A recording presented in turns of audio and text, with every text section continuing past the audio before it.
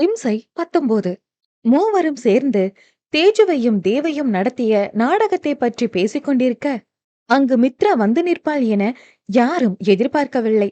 பார்வதி அம்மாவும் ஆதித்யனாரும் அதிர்ந்து அவளை பார்க்க, ஆரவோ நீதானா என்பது போல் அவளை பார்த்து வைத்தான்.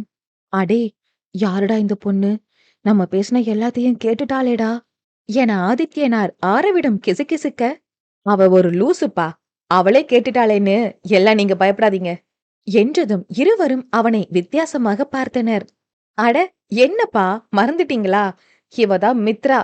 நான் சொன்னேன்ல, அண்ணியோட ஃப்ரெண்டு. ஓ, அந்த பொண்ணா? ஏமா, நீயும் அவங்கள சேர்த்து வைக்கணும்னு தானே நினைக்கிற? அப்புறம் ஏமா இப்படி பயமுறுத்துற மாதிரி வந்து நிக்கிற என்ற ஆரவின் தந்தையை புரியாத பார்வை பார்த்த மித்ரா, இல்ல, எனக்கு புரியல. இப்போ எதுக்கு இந்த டிராமா என்றாள். அதுவா, இருடி நான் சொல்றேன். நீ என்ன குச்சியிலேயே அடிச்சு முடிச்சு டயர்டா மரத்துக்கடியில உட்கார்ந்திருந்தியே என்றதும் ஆரவின் பேச்சில் குறுக்கிட்ட பார்வதி அம்மாவோ, என்னடா நீ அந்த பொண்ணை டீ போட்டு பேசுற? அந்த பொண்ணு உன்னை அடிச்சான்னு வேற சொல்ற? என்னடா நடக்குதீங்க என விழிவிரித்து பார்த்தார். அது ஒண்ணு இல்லம்மா, சும்மா நாங்க அப்படித்தான் பேசிப்போம் என்றதும், உன்னை நம்பலாமாடா மகனே என்று சந்தேக பார்வை பார்த்தார் பார்வதி. பேச்சை மாற்றியவனோ, ஃபர்ஸ்ட் என்ன முழுசா சொல்ல விடுங்கம்மா என்று மீண்டும் தொடர்ந்தான். நீ என்ன அடிச்சு முடிச்சதும் தான் எனக்கு ஒரு விஷயம் தோணுச்சு. இவ்வளவு நாள் உனக்காக எங்க வீட்ல இருந்த அண்ணி இனிமே அண்ணன் கூட இருப்பாங்களான்னு யோசிச்சேன். அண்ணி அம்மா கிட்ட நல்லா பழகுறாங்கன்னு எனக்கு நல்லா தெரியும். அதனால சரி, அம்மா கிட்ட உண்மைய சொல்லி உதவி கேட்கலாமேன்னு தோணுச்சு. கொஞ்சம் பயமா தான் இருந்துச்சு. ஆனா இது தேவ் அண்ணாவோட வாழ்க்கை இல்லையா? அதனால அம்மா ஒத்துக்குவாங்கன்னு ஒரு நம்பிக்கை. உண்மைய சொன்னதும் அம்மா ரொம்பவே கோவப்பட்டாங்க. ஆனா அண்ணிய சுத்தி இருக்க பிரச்சனை, அப்புறம் அந்த ஃப்ராடு கௌதம் பத்தி சொன்னதும் புரிஞ்சுக்கிட்டாங்க.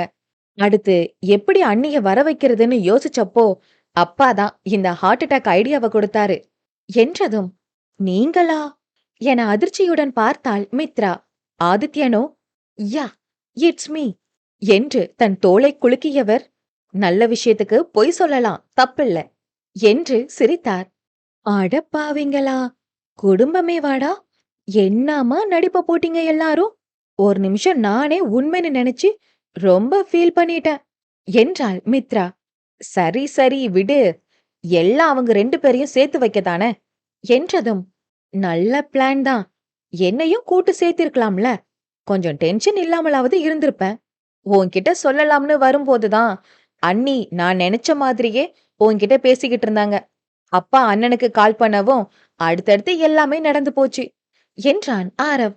சரிதான், இப்போ நம்ம எல்லாருமே ஒரே டீம், சரிதானா அங்கிள் என்றவளை பார்த்து, டீல் என்று கட்டை விரலை உயர்த்தி காட்டினார் ஆதித்யன். மூவர் கூட்டணி இப்போது 4 கூட்டணியாக மாறியது. அப்போது கதவு திறக்கப்படும் ஓசை கேட்க, பார்வதி அம்மாவோ திரும்ப தன் நடிப்பை தொடர ஆரம்பித்தார். கதவை திறந்து உள்ளே வந்த தேஜுவோ ரொம்பவும் முடியாமல் படுத்திருக்கும் தன் அத்தையை பார்த்து வருந்தியவள், இப்போ உங்களுக்கு பரவாயில்லையா அத்த என உண்மையான அக்கறையுடன் கேட்க, இப்போ கொஞ்சம் பரவாயில்லம்மா. ஒரு நிமிஷம் என்னோட பேரனையோ பேத்தியவோ பார்க்காமலே போய் சேர்ந்துடுவேனோன்னு பயந்துட்டேன். சீக்கிரம் என்னோட பேரப்பிள்ளைய பெத்து கொடுமா. பேர குழந்தைய பார்த்துட்டேன்னா நான் நிம்மதியா போய் சேர்ந்துடுவேன் என்றதும் தேஜுவிற்கு என்ன சொல்வது என்றே தெரியவில்லை. இப்போ எதுக்கு பேரப்பிள்ளைய பத்தி பேசுறாங்க என்று நினைத்து திரு திருவென்று விழித்துக் கொண்டிருந்த தேஜுவை பார்த்த மித்ராவுக்குத்தான் சிரிப்பு வந்தது. உங்களுக்கு எதுவும் ஆகாத அத்த, நீங்க ரொம்ப வருஷம் நல்லா இருப்பீங்க என்றவள் அவரது கரத்தை ஆதரவாக பற்றி கொண்டு, நீங்க எதுவும் கவலைப்படாதீங்க, நாங்க எல்லாரும் உங்க கூடவே இருக்கோம் என்றாள். யாரு இருக்காங்களோ இல்லையோமா, நீ என் கூடவே இரு. உன் முகத்தை பார்த்துட்டே உன்கிட்ட பேசிக்கிட்டே இருந்தாலே பாதி குணமாகிடுவேன் என்றவரை பார்த்து மெல்லிய புன்னகையுடன் சரி என தலையசைத்தாள் தேஜு. அங்கு வந்த செவிலி பெண்மணியோ, எல்லாரும் ஐசியூ வார்டுல இப்படி கூட்டமா நின்னா எப்படி? டாக்டர் பார்த்தா என்னதான் திட்டுவாரு. எல்லாரும் வெளிய போங்க, விசிட்டிங் ஹவர்ஸ்ல ஒருத்தர் ஒருத்தரா வந்து பாருங்க என கூற, தேஜுவோ, நீங்க நல்லா ரெஸ்ட் எடுங்க அத்த, நாங்க வெளியில வெயிட் பண்றோம் என்று கூறிவிட்டு அங்கிருந்து வெளியேறினாள். அவளைத் தொடர்ந்து மற்றவர்களும் வெளியேற தேஜுவின் விழிகளோ தேவையே தேடியது. எங்கு சென்றான் என தேடிக்கொண்டே போனவள் ஜன்னல் வழியே கீழே பார்க்க தேவ் ஒரு மரத்தடியில் நின்று கொண்டிருந்தான். படியிறங்கி அவனை நோக்கி சென்றவள் அவனை நெருங்கியதும் தேவ் என்று அழைக்க அவளை திரும்பி பார்த்தவனது விழிகள் கலங்கியிருந்தது. அவன் நிலையைக் கண்டு மனம் பதறியவள், அத்தைக்கு ஒண்ணும் இல்ல தேவ், அவங்க நல்லா இருக்காங்க, சீக்கிரம் சரியாகிடுவாங்க என ஆறுதல் கூற, எல்லாமே என்னாலதான அஸ்வினி, அம்மா என்ன நினைச்சுதான் இப்படி ஆகிட்டாங்க என கலங்கியவனை தேற்ற வழி தெரியாது நின்றாள் தேஜு. இயல்பாகவே இலகிய மனம் கொண்ட தேஜுவோ அவனை சமாதானம் செய்யும் பொருட்டு அவன் கரத்தை பற்றியவள், எல்லாம் சரியாகிடும், நீங்க கவலைப்படாதீங்க என கூற, பட்டென அவளை இழுத்து அணைத்தவன், நான் தப்பு பண்ணிட்டேனா பேபி என கேட்டான். அவன் அணைப்பில் நின்றவளுக்கோ என்ன பதில் கூறுவது என்றே தெரியவில்லை. அவனை அவள் அணைக்கவும் இல்லை, அவனை தன்னிலிருந்து விலக்கவும் இல்லை. செய்வதறியாது திகைத்து நின்றாள். அவன் மீது அவளுக்கு கோபம் இருக்கிறதுதான். ஆனால் அவன் அன்னை இப்படி ஒரு நிலையில் இருக்க உடைந்து போய் நிற்பவன் மனதை மேலும் மேலும் உடைக்க அவள் விரும்பவில்லை. அவனை சமாதானம் செய்யும் பொருட்டு, நீங்க எந்த தப்பும் பண்ணல தேவ், எல்லாம் சரியாகிடும் என்றவளை மேலும் இறுக அணைத்தான் தேவ். நீ என் கூடவே இருடி, என்னை விட்டு எங்கேயும் போயிடாத என்றவன் அவளது முகத்தை தனது இரு கரங்களால் பற்றி நெற்றியில் முத்தமிட்டு விலகினான். அவனது விழிகளிலும் அவனது பேச்சிலும் முழுமையான அன்பை உணர்ந்தவள் அவனை முதல் முறையாக எந்த கோபமும் வெறுப்பும் இல்லாமல் பார்த்தாள். தன் அன்னைக்கு ஒன்று என்றதும் துடித்து போன மகனாய் அவனை காண்கையில் கொஞ்சமே கொஞ்சம் தேவை பிடிக்கத்தான் செய்தது தேஜுவிற்கு. இவை அனைத்தையும் மருத்துவமனையின் 3ஆம் தளத்தில் சாளரம் வழியாக வெறித்து பார்த்து கொண்டிருந்தார் கலையரசி, கௌதமின் அன்னை. கௌதமை இதே மருத்துவமனையில்தான் சிகிச்சைக்காக அனுமதித்து இருந்தனர். கௌதமிற்காக உணவு வாங்க வெளியே வந்தவர் கண்களில் பட்டது தேஜுவை தேவ் அணைத்து கொண்டு நிற்கும் காட்சி. என் மகனை இப்படி அடிச்சு போட்டு படுக்க வச்சுட்டு அவன் கைய ஆசிட் ஊத்தி எரிச்சு விட்டுட்டு இப்போ நீங்க 2 பேரும் சந்தோஷமா இருக்கீங்களா? உன்னை சும்மா விடமாட்டேண்டி. என் மகன் அனுபவிச்ச அதே வலிய நீயும் அனுபவிக்கணும். உன் புருஷன் யாரா இருந்தா எனக்கென்ன? என் மகனை இந்த நிலைமைக்கு ஆளாக்கிய உன்னை சும்மா விடமாட்டேண்டி என்றவரோ தேஜுவை கொல்லும் வெறியில் பார்த்து கொண்டிருந்தார். அவரிடம் வந்த கிஷோர், இங்க என்னம்மா பண்றீங்க என கேட்க, உன் அண்ணனை இந்த நிலைமைக்கு ஆளாக்கினவ அவ புருஷன் கூட நிம்மதியா இருக்காடா, எனக்கு வயிறெல்லாம் பத்திக்கிட்டு எரியுது, அவளை சும்மாவே விடக்கூடாதுடா என்றதும், நான் எதுக்கு இருக்கேன், இனி எல்லாத்தையும் நான் பாத்துக்கிறேம்மா. நம்ம எல்லா விஷயத்துக்கும் எப்போதுமே உடனடியா ரியாக்ட் பண்றதுனாலதான் நாம நினைக்கிற எதுவுமே நடக்க மாட்டேங்குது.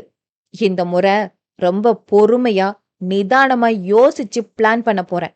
அது தேஜுவுக்கும் மித்ராவுக்கும் ரொம்ப பெரிய வலிய கொடுக்கணும் என்றவனின் கண்களில் தெரிந்தது பழிவாங்கும் வெறி. சரியா சொன்னடா, இவளுங்க 2 பேரும் இப்போ முன்ன மாதிரி யாரும் இல்லாத அனாதைகள் இல்லையே, பெரிய குடும்பத்துல இருக்காளுங்க.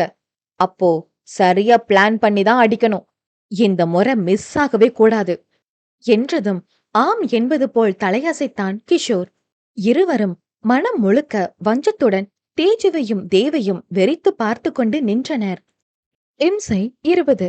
உடம்பெல்லாம் வலியுடன் கையை அசைக்க கூட முடியாமல் ஆங்காங்கே கட்டுடன் படுத்திருந்தான் கௌதம். தேவ் தன்னை இந்த நிலைக்கு கொண்டு வந்து விட்டதற்கு பதிலாக தன்னை ஒரே அடியாக கொன்று போட்டிருக்கலாம் என்று நினைத்தான் அவன். அவனுக்கு இது மிகப்பெரிய அவமானமாக இருந்தது. வாழ்க்கையில் மற்றவர்களை காயப்படுத்தியே பழகியவனுக்கு முதன் முறையாக தன்னை ஒருவன் காயப்படுத்தியது பெரிய வேதனையை கொடுத்தது. அன்னை தனக்கு ஊட்டும் கஞ்சியினை வேண்டா வெறுப்பாக விழுங்கியவன் தேவ் தன்னை அடித்த அந்த நாளிலேயே மூழ்கி போயிருந்தான். அவன் மனதில் பழி வாங்க வேண்டும் என்ற எண்ணமும் கோபத் தீயும் கொழுந்துவிட்டு எரிந்து கொண்டிருக்க, கௌதம் என்ற அவன் அன்னையின் அழைப்பில் நிஜ உலகிற்கு வந்தவன் தலையை மெதுவாக திருப்பி என்ன என்பது போல் பார்த்தான். உன்கிட்ட இப்போ இத பத்தி பேசுறது சரியா இருக்குமான்னு தெரியல, ஆனா சொல்லாம என் மனசு ஆற மாட்டேங்குதுடா என்றவரிடம், என்னன்னு சொல்லுங்கம்மா என தன் காயம்பட்ட உதடுகளை அசைக்க முடியாது மெல்லிய குரலில் கேட்டான் அவன். உன்னை இந்த நிலைக்கு ஆளாக்கிட்டு அவங்க 2 பேரும் அங்க சந்தோஷமா இருக்காங்கடா. என்னால அத பார்க்கவே முடியல. அந்த தேஜுவ அப்படியே அவ கழுத்த நெரிச்சு கொன்னு போட்டுடலாம் போல இருக்கு என்றவரை பார்த்து தலையை மெதுவாக மேலும் கீழுமாக அசைத்தவன், எல்லாத்தையும் நான் பாத்துக்கிறேம்மா. நீங்க எதையும் யோசிச்சு டென்ஷன் ஆகாதீங்க என்றான். வெளியில் சாதாரணமாக கூறியவன் மனது முழுவதும் தேஜு மற்றும் தேவ் மீதான வஞ்சத்தை மட்டும் அதிகரித்துக் கொண்டே போனான். 5 நாட்களுக்கு பிறகு பார்வதி யாரோ முழுமையாக குணம் அடைந்ததாக மருத்துவமனையில் இருந்து வெளியேறி வீட்டுக்கு வந்திருந்தார். இதுவரை தேஜுவுடன் தேவின் வீட்டில் ஒரு தனி அறையில் தங்கியிருந்த மித்ராவோ இப்போது தேஜுவின் திருமணத்திற்கு முன்பு அவர்கள் இருவரும் வாழ்ந்த வீட்டிற்கு செல்ல முடிவு எடுத்திருந்தாள். அனைவரிடமும் கூறிவிட்டு கிளம்பலாம் என்று நினைத்து காத்திருந்த மித்ராவோ அவர்களுடன் குடும்பமாக ஒன்றாக சேர்ந்து உணவருந்தி முடிக்கையில் பேச்சை ஆரம்பித்தாள். சரி, அப்போ நான் கிளம்புறேன் என பொதுவாக அனைவரின் முன்னிலையிலும் கூற புரியாத பார்வை பார்த்தான் ஆரவ். எங்க கிளம்புற? ஏதாவது திங்ஸ் வாங்கணுமா? சரி வா, நானே கூட்டிட்டு போறேன் என்றவனிடம், இல்ல, நான் எங்க வீட்டுக்கு போறேன். நானும் 4-5 நாளா இங்கே தானே இருக்கேன். இதுக்கு முன்னாடி அந்த வில்லாவுல இருந்தேன். எனக்கும் எங்க வீட்டுக்கு போகணும் போல இருக்கு என்றதையும் இதை கேட்ட தேஜுவோ, என்ன விளையாடுறியா? இப்ப நானும் அங்க இல்ல. நீ மட்டும் தனியா அங்க போய் என்ன செய்ய போற என்றவளிடம், நான் என்ன சின்ன குழந்தையா?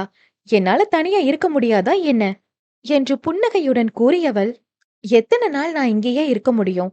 என்னைக்கா இருந்தாலும் நான் வீட்டுக்கு போய் தானே ஆகணும் என்றாள் மித்ரா. ஒரு வயசு பொண்ணு எப்படிம்மா தனியா இருக்க முடியும்? நம்ம வீட்ல இருக்க இடமா இல்ல. நீ இங்கேயே இரு என்றார் பார்வதி. உங்களுக்கு எதுக்கு ஆன்ட்டி சிரமம்? இதுல என்னம்மா சிரமம் இருக்கு? நீ இருந்தா எங்களுக்கு பொழுது போறதே தெரியல. நீயும் எங்க கூடவே இருமா என்றார் ஆதித்யன். தேவும் கூட அவளை இங்கேயே தங்க சொல்ல எல்லோரும் அன்பாக அவளிடம் கேட்கவே அதற்கு மேலும் மறுக்க முடியாதவளாக ஒப்புக்கொண்டாள் மித்ரா. சரி, அப்போ நான் போய் என்னோட திங்ஸ் எல்லாம் எடுத்துட்டு வந்துடுறேன் என்றவள் ஆரவை அழைத்து கொண்டு அவளது வீட்டிற்கு சென்றிருந்தாள். இங்கு தேஜுவோ பார்வதி அம்மாவிற்கு மருந்துகளை கொடுத்துவிட்டு நன்றாக ஓய்வெடுக்கும்படி கூறியவள் சிறிது நேரம் அவருடன் பேசிக் கொண்டிருந்துவிட்டு பின்பு அவளது அறைக்கு சென்றாள். அறையினுள் நுழையும் போது தேவ் கையில் லேப்டாப்புடன் ஏதோ மும்முரமாக வேலை பார்த்து கொண்டிருந்தான். அவனை பார்த்தவளுக்கு இந்த 5 நாட்களில் அவனுடன் சேர்ந்து மருத்துவமனையில் நேரம் செலவிட்டதில் அவன் மீது இருந்த வெறுப்பு சிறிது சிறிதாக குறைந்து பிறகு மறைந்தே போயிருந்தது. அவனை விரும்பி ஏற்கும் நிலைக்கு போகவில்லை என்றாலும் அவனுடன் சகஜமாக பேசும் அளவிற்கு வந்திருந்தாள் தேஜஸ்வினி. ஆரவ் மித்ராவுடன் அவளது வீட்டை வந்தடைந்திருந்தான்.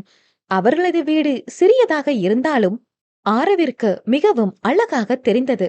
வீட்டின் கேட்டை திறந்து உள்ளே சென்றவனுக்கு அவள் வளர்த்து வந்த மல்லிகை செடியில் பூத்த பூக்கள் பறிக்கப்படாமல் இருக்க அதன் மனம் காற்றில் பரவி அவனது மனதை ஈர்த்தது. கதவை திறந்து உள்ளே சென்றவனுக்கு ஆங்காங்கே வரைந்து மாட்டப்பட்டிருந்த ஓவியங்களும் கலைநயமான பொருட்களும் கண்ணில் படவே அதை ஒவ்வொன்றையும் ரசித்து பார்த்து கொண்டே நின்றிருந்தான். டேய் ஆரவ், சும்மா நானும் வரேன்னு வந்தா மட்டும் பத்தாது, கொஞ்சமாவது கூட வந்து ஹெல்ப் பண்ணணும் என்றவளை பார்த்து சலித்து கொண்டவன், கொஞ்ச நேரம் வீட்டை சுத்தி பார்க்க விடமாட்டியே, இரு வரேன் என்றவனோ அவளுடன் சேர்ந்து பொருட்களை எடுத்து வைக்க ஆரம்பித்திருந்தான். ஓவியங்கள் எல்லாம் ரொம்ப அழகா இருக்கே, எங்க வாங்குன என்றவனை பார்த்து முறைத்தவள், என்ன நக்கலா? எங்கேயும் வாங்கல, அதெல்லாம் நானா வரைஞ்சது என்றவளை நம்ப முடியாமல் பார்த்தான் ஆரவ். என்னடா அப்படி பாக்குற? நம்ப முடியலையோ? நீ வேணும்னா தேஜி கிட்ட கேட்டு பாரு என்று கூறவே இவ்வளவு உறுதியாக சொல்பவளை பார்த்து, நிஜமா நீதான் வரைஞ்சியாடி என்றான் வியப்புடன்.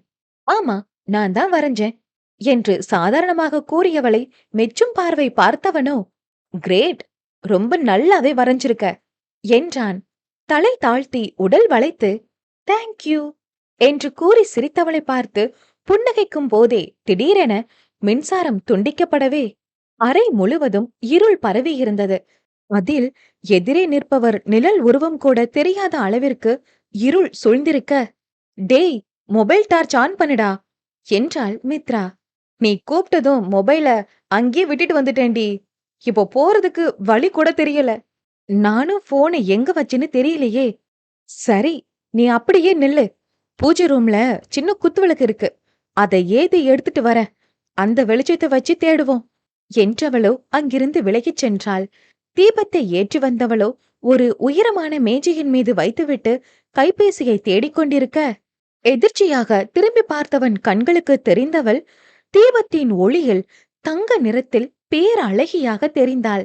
அவள் முகத்தையே பார்த்து கொண்டு இருந்தவனுக்கு அவளது அஞ்சனம் தீட்டிய விழிகளையும் அவளது முக பாவனைகளையும் கண்டவன் தன்னை மறந்து அவளை ரசித்திருந்தான்.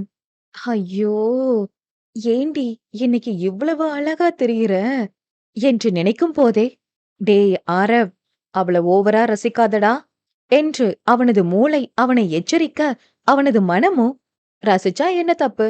என்னோட மித்ரா, நான் ரசிக்கிறேன்" என்று வாதாடியது. அதில் "என்னோட மித்ரா" என்று அவன் மனம் கூறிய வார்த்தைகளில் அதிர்ந்தவன், என்ன மாதிரியான எண்ணம் இது என்று திகைத்து நின்றான். என்னுடைய மித்ராவா? நான் அப்படியா நினைச்சேன்? ஒருவேளை நான் இவள காதலிக்கிறேனா என்ற எண்ணம் அவன் மனதில் ஏற்பட, "சேச்சே, இருக்காது" என்று மழுப்பிக் கொண்டு தன்னைத்தானே ஏமாற்றிக் கொண்டான். தன்னையே அவன் குறுகுறுவென பார்ப்பது போல் தோன்ற புருவத்தை சுருக்கி அவனை நோக்கியவள், "என்னடா வெட்டியா நின்னு வேடிக்கை பார்த்துக்கிட்டு இருக்க? ஒழுங்கா வந்து தேட மாட்டியா?" என்றதும் தான் சுயநினைவிற்கு வந்தவனைப் போல, "ஹா, இதோ இதோ தேடுறேன்" என்று அவனுடைய கைபேசியை தேடி எடுக்கவும் மின்சாரம் மீண்டும் வரவும் சரியாக இருந்தது. "அப்பாடா, சீக்கிரம் வா, எல்லாத்தையும் எடுத்து வைப்போம்" என்றவள் தீபத்தை அணைத்துவிட்டு அவளுடைய மற்றும் தேஜுவுடைய முக்கியமான பொருட்களை மட்டும் எடுத்து வைத்தாள்.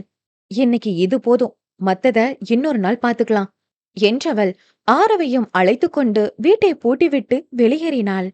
இருவரும் சேர்ந்து பொருட்களை காரின் பூட்டில் எடுத்து வைத்தவர்கள் காரினுள் ஏறிக்கொள்ள, வீட்டை நோக்கி காரை செலுத்தியவன் அருகில் அமர்ந்திருக்கும் மித்ராவை ஓர விழிகளால் நோக்கினான்.